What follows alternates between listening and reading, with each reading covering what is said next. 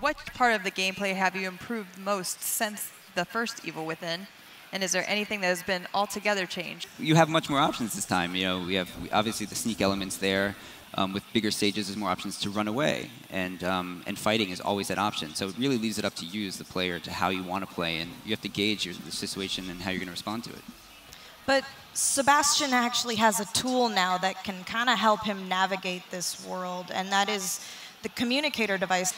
What does the communicator device allow him to do?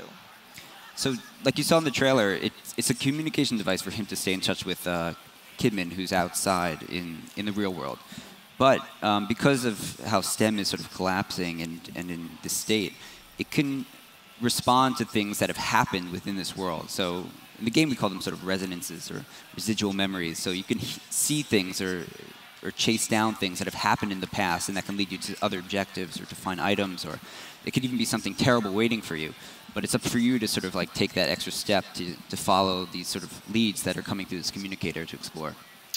Right. And in the other game, in the first game, you were sort of pushed through a particular path, and in this one, the communicator allows you to have several different pathways that you could opt to take.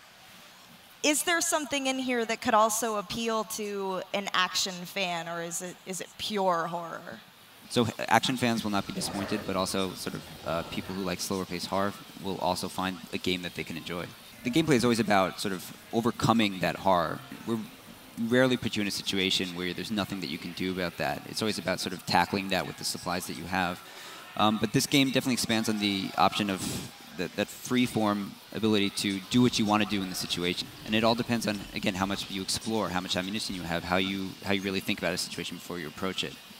Will this rely almost entirely on gore, or will it be an emphasis on psychological horror and general creepiness?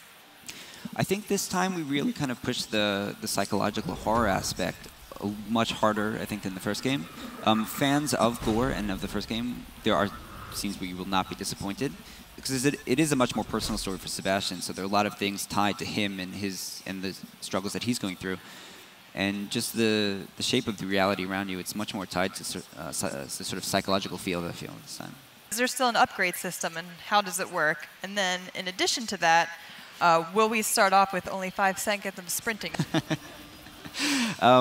Yes, there will be an upgrade system in this game as well. And we're not going to announce exactly what they are yet, but it's not just parameter upgrades. We have some abilities that you can unlock and sort of customize how you play a little bit. And as far as 5 seconds of stamina, I think we upped it to 6. No.